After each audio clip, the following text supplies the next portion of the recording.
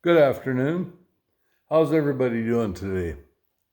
It's good to see you all again, and I certainly hope you're having a good day and you've had enough rain and lots of sunshine wherever you are that you live.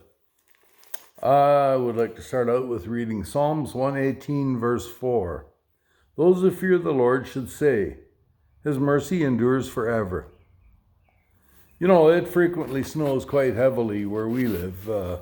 Not this time of year, but in the wintertime, here in the central interior of BC. I moved to this part of the world, back in 1972, when I was a mere infant of 18, and except for brief stints in a few other places, this has been home ever since. I love the sight of big, beautiful, fluffy flakes drifting from the sky and seeing the trees laden with this gift from the sky.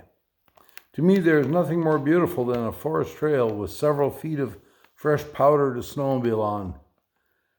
Sometimes I look at the sky and I say, yep, here come the snowbanks falling from the sky, and it makes me happy.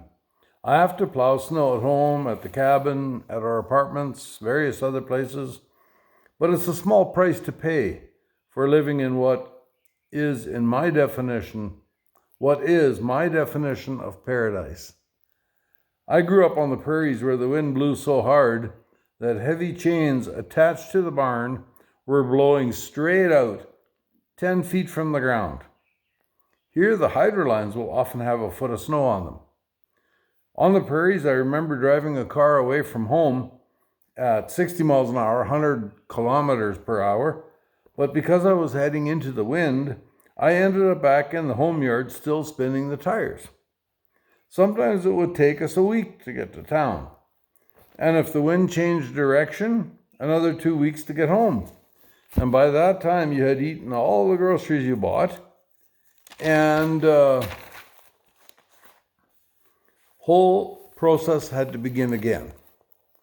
Many a time it took several hours just to open a car door against the wind. These days, so I've heard, people on the prairies use their cell phones to call for help from their cars. The wind is so strong, blowing from the west, that people calling from Winnipeg actually have someone in Kenora answer the phone. And one guy I heard finally got his brother to hook the tractor to his car handle to get the door open.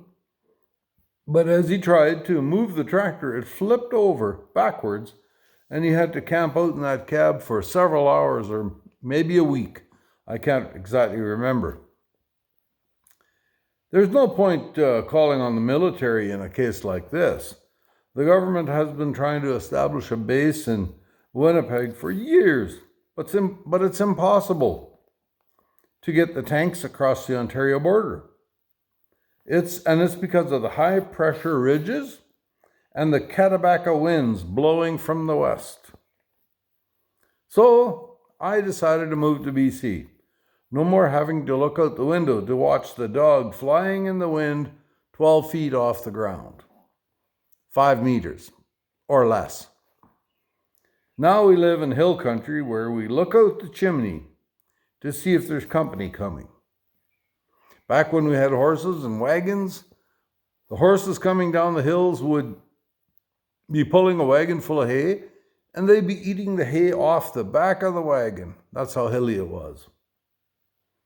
Anyways, I hear life is tough all over in certain circumstances. So thank you, Lord, that you made this earth wonderful everywhere.